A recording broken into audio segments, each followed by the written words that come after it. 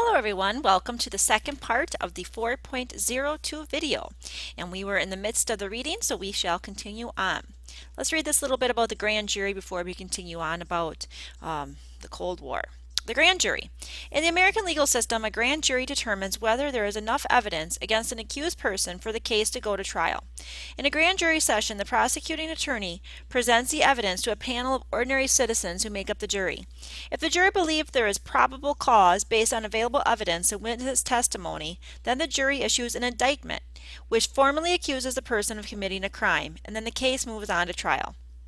The Fifth Amendment to the Constitution requires that federal cases involving a capital or otherwise infamous crime must be first presented to a grand jury. Fewer than half the states use grand juries, and the grand jury system is used in almost no legal system outside of the United States.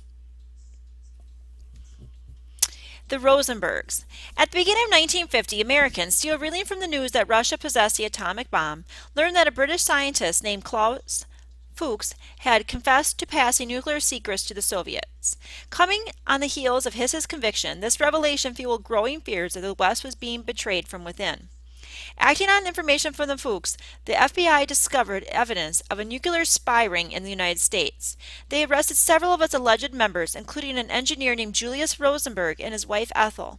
While the other defendants confessed and received lengthy prison terms, the Rosenbergs maintained their innocence. They were tried, convicted, and sentenced to death. The judge, voicing the Cold War fear of a nuclear war unleashed by the Soviets, said that the Rosenbergs had committed a crime worse than murder because millions more innocent people may pay the price of your treason. The Rosenbergs went to their deaths in the electric chair in June 1953, still protesting their innocence. In the case of Eldridge Hiss, many on the political left believe the couple had been framed.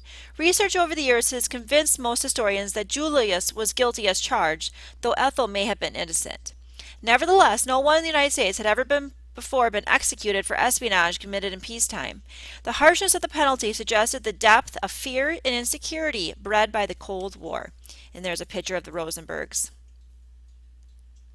And here, McCarthyism. And here's a picture of Senator McCarthy playing on Cold War fears by recklessly accusing people of collaborating with communists. McCarthyism. The Eldridge Hiss case led some opportunistic politicians to exploit the public's fear of communism, none more so than a Republican senator from Wisconsin, Joseph McCarthy. In 1950, about 2 weeks after Hiss's conviction, McCarthy gave a speech in which he claimed to have a list identifying communists secretly working in the ranks of the U.S. government. While I could not take the time to name all the men in the State Department who have been named as members of the Communist Party and members of a spy ring, McCarthy declared, I have here in my hand a list of 205 that were known to the Secretary of State as being members of the Communist Party and who nevertheless are still working and shaping policy of the State Department. In fact, no such list existed. McCarthy, a drunkard and habitual liar, hoped to advance his career in the Republican Party by attacking liberals and Democrats as soft on communism. But to many Americans, McCarthy's wild charges had the ring of truth. After all, in the past year, China had fallen to communism, and the Soviets had acquired the atomic bomb. Such events made many people ready to accept, with little to no evidence, the notion of a communist conspiracy infecting the government. Over the next 4 years, McCarthy became one of the most famous politicians in America, as he accused prominent people and institutions collaborating with communists. He condemned the deeply respected George Marshall, author of the Marshall Plan, as a member of a conspiracy on a scale so immense as to dwarf any previous such venture in the history of man.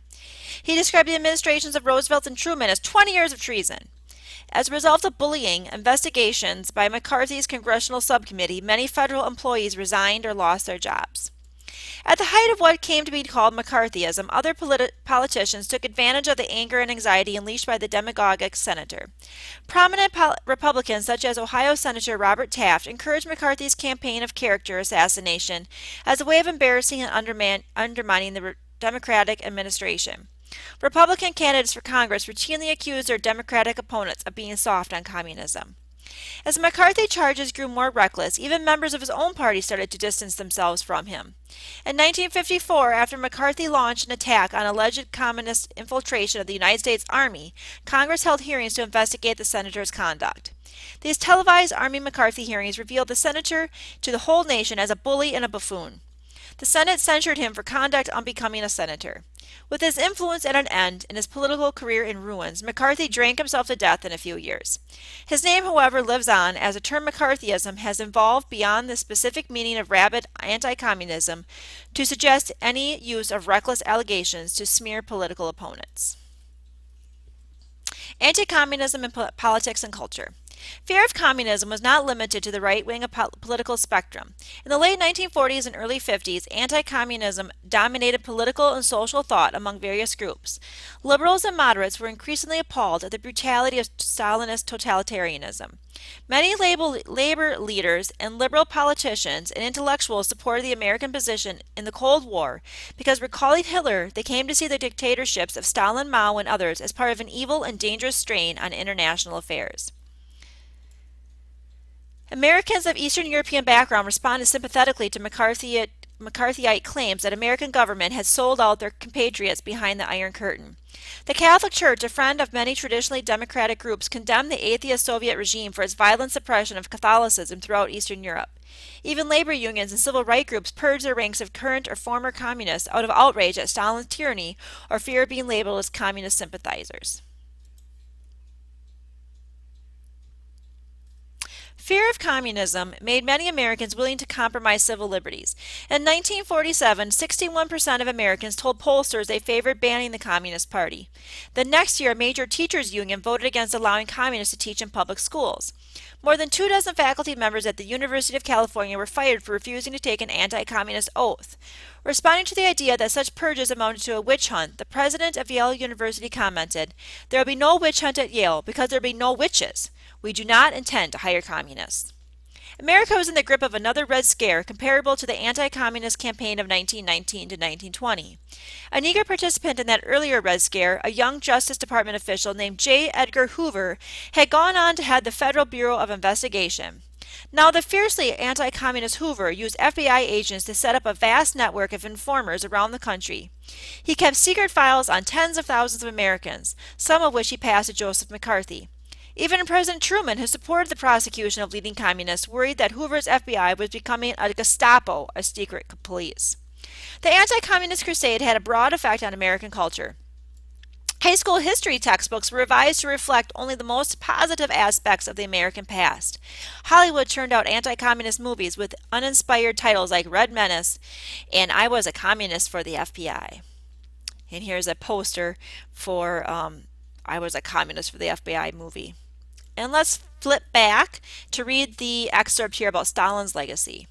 Without a doubt, Joseph Stalin was one of the most brutal and murderous dictators in history.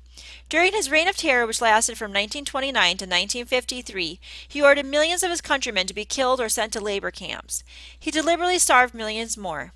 The Soviet leader tolerated no challenge to his authority. He planted a secret police throughout the communist world behind the Iron Curtain, and those who opposed him were often jailed or executed, or simply disappeared. Stalin bullied satellite nations and dispatched troops to crush all resistance to his rule. He robbed his own people of their freedom and trampled on their human rights. His style of government, iron-fisted rule by terror in the name of communist ideals, came to be known as Stalinism. And we will stop the reading here and go back. And we need to make sure you've checked your reading guide and checked your answers with the lesson answer key. Make sure you got that down from the lesson reading. And then there's a couple activities and a graded assignment and a checkpoint today. So a full slate of things here. So here's the Cold War activity. And this one is a lot of listening. So I'm not going to go through it today with you because it's just going to be a lot of video reading, just like I'm doing now. So you can read that or listen to that on your own because it's just an audio prompt that goes through some things about the Cold War and the Korean War. So be sure you do that on your own, okay? Don't forget to do that because it's got some important information in there. Then on to the graded assignment. Herblock's political cartoons. Herbert Bloch, aka Herblock, became the most famous political cartoonist of his time. A winner of Pulitzer Prizes in 42, 54, and 79, he also received the Presidential Medal of Freedom in 1994. His most enduring work may be his 1950 cartoons deriding Senator Joseph McCarthy. In fact, he is credited with coining the term McCarthyism. And then we're going to complete the assignment. And for this assignment, you're going to pretend you're making a textbook and you have to decide which of Herb Bloch's cartoons to put in there. So we have to get our cartoon analysis worksheet and we have to go to this website FIRE and decide which cartoon we're going to analyze.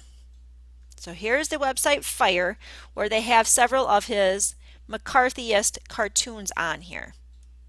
Okay, and so we've read through the lesson, so we know about some of the tactics McCarthy used, how it was a bit of a struggle between Democrats and Republicans. Republicans on the side of McCarthy and liberals, the Democrats, who were accusing him of communist witch hunts, and eventually how some of the Republicans even were going against McCarthy as his witch hunt grew greater and greater. So we know some of that background information, and we know about the Red Scare McCarthyism. Now you're going to look at these different cartoons and decide which one you want to analyze for your assignment. And bringing up your assignment, there are 3 parts to it. You have level 1 responses, you have level 2 responses, and level 3 responses. And as you might guess, they get a little harder as you go through. Okay, level 1, you're listing the objects or people you see in the cartoon. What do you see? You're listing the caption. What's his title?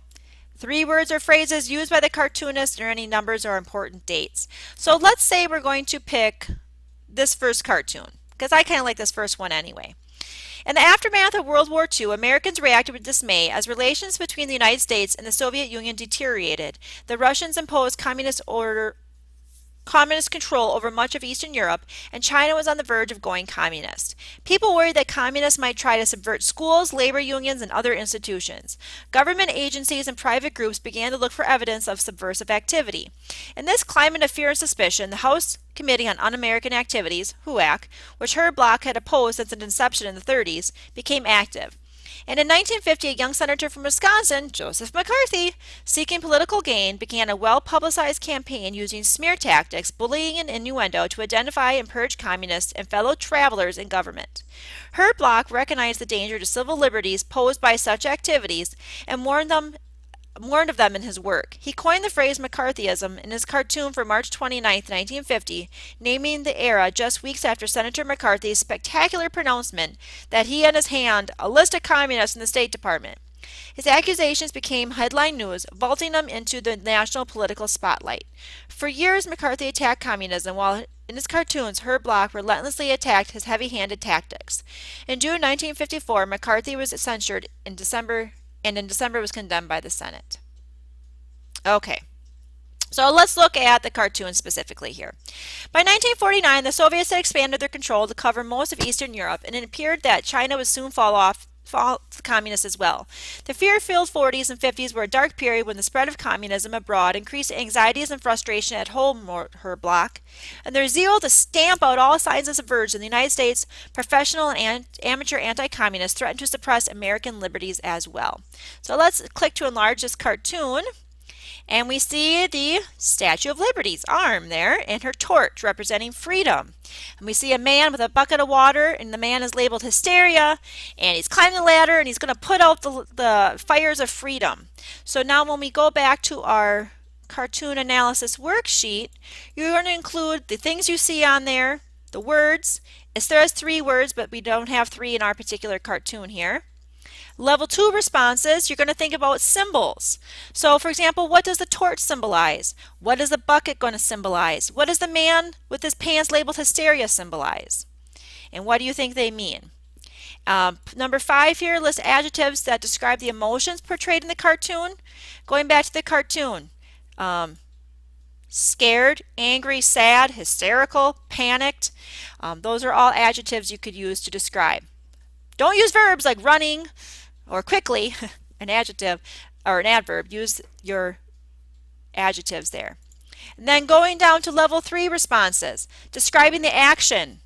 How do the words in the cartoon clarify the symbols? How does hysteria and fire clarify those symbols that you identified? And then C, which is probably the biggest part here, explain the message of the cartoon. Overall, what's Herb Bloch trying to say in this cartoon about stamping out liberties, putting out the flames of the torch? And then D, what special interest groups would agree or disagree? You could think about interest groups like Democrats And Republicans or communists, anti-communists. What are some special interest groups that you could identify and would they agree